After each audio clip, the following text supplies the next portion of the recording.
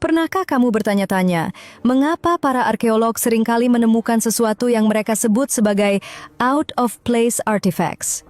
Sesuatu yang berada di tempat yang salah, di waktu yang salah. Dengar baik-baik, sejarah resmi mengatakan manusia purba baru bisa membuat roda sekitar 5.000 tahun yang lalu. Tapi bagaimana jika saya katakan bahwa di kedalaman lapisan batu bara yang berusia ratusan juta tahun, ditemukan palu besi dengan metalurgi yang lebih murni dari standar pabrik modern?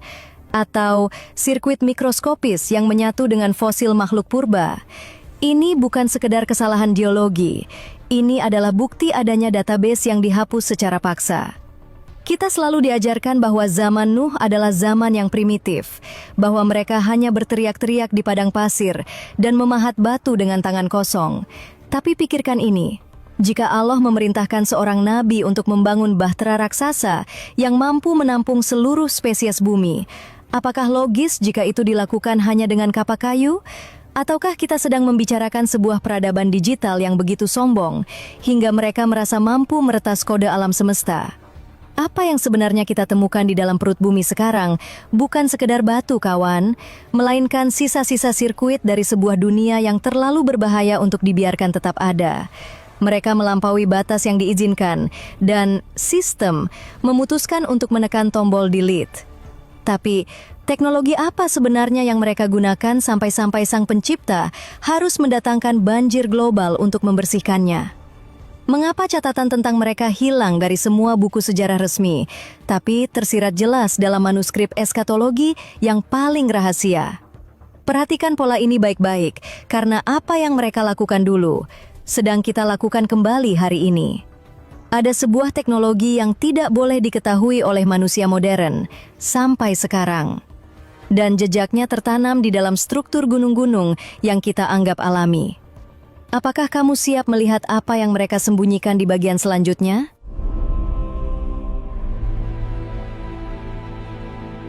Pernah dengar tentang kaum Ad? Dalam teks-teks kuno yang tersembunyi, mereka digambarkan bukan cuma sebagai raksasa, tapi sebagai arsitek yang bisa membangun kota yang belum pernah ada tandingannya di muka bumi. Iram Dat al-Imad. Kota dengan pilar-pilar menjulang yang menembus awan. Tapi coba kamu pikir, bagaimana mereka memotong batu granit seberat ribuan ton dengan presisi laser di zaman yang katanya belum kenal besi? Jawabannya ada di manuskrip yang sengaja dihapus dari kurikulum sejarah kita. Mereka tidak memotong batu dengan otot, kawan. Mereka menggunakan suara.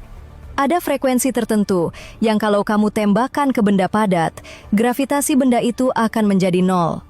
Inilah sihir teknologi yang dimiliki kaum sebelum Nuh. Mereka bisa membelah gunung hanya dengan nyanyian frekuensi. Bayangkan, sebuah dunia di mana audio adalah sumber energi utama. Internet mereka tidak pakai kabel fiber optik, tapi menggunakan resonansi atmosfer. Kenapa informasi ini disembunyikan?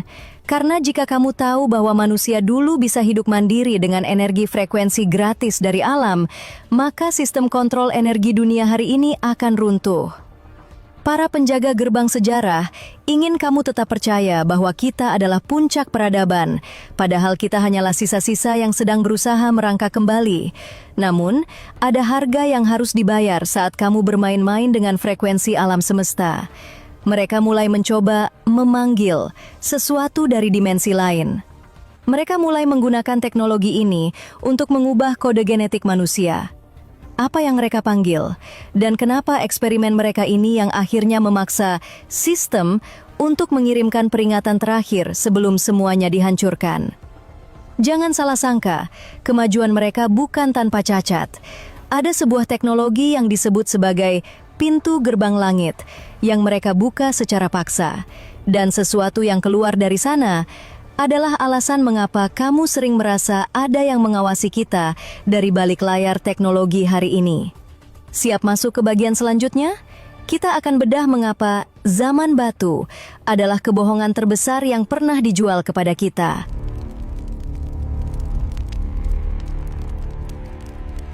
Zaman batu. Label itu diberikan supaya kamu tidak bertanya-tanya, supaya kamu merasa kita adalah makhluk paling cerdas yang pernah ada di bumi. Tapi faktanya, Di Baalbek, Lebanon, ada batu bernama triliton yang beratnya mencapai 800 sampai 1.200 ton. Bahkan krain tercanggih kita hari ini pun akan berkeringat untuk mengangkatnya. Perhatikan presisinya.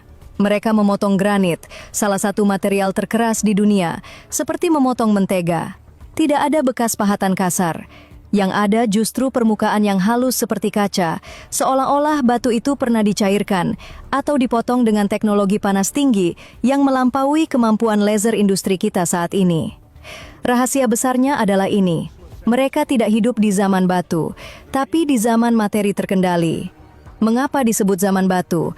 Karena hanya batu yang bisa bertahan ribuan tahun melewati bencana global. Semua sirkuit emas, perangkat kristal, dan superkomputer mereka hancur berkeping-keping atau menguap saat hard reset itu terjadi. Yang tersisa hanya casingnya, batu-batu raksasa ini. Mereka punya internet atmosfer. Mereka menggunakan struktur piramida sebagai pembangkit listrik nirkabel yang menangkap energi dari ionosfer bumi. Bayangkan kawan, sebuah dunia tanpa polusi kabel, di mana energi tersedia gratis bagi siapa saja yang tahu cara menyetel frekuensinya. Tapi, ada satu masalah besar. Saat energi menjadi terlalu mudah didapat, manusia mulai merasa menjadi Tuhan. Dan ketika mereka merasa menjadi Tuhan, mereka mulai bosan dengan batu. Mereka mulai bosan dengan energi. Mereka mulai mengincar sesuatu yang lebih sakral, kode kehidupan itu sendiri. Mereka mulai meretas software ciptaan Allah. Tahukah kamu bahwa monster-monster dalam mitologi, seperti Sphinx atau Minotaur, mungkin bukan sekedar imajinasi?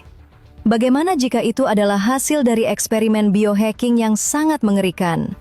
Di bagian selanjutnya, kita akan melihat bagaimana mereka mencoba mengubah DNA manusia, dan mengapa Allah harus segera menghentikan eksperimen gila ini.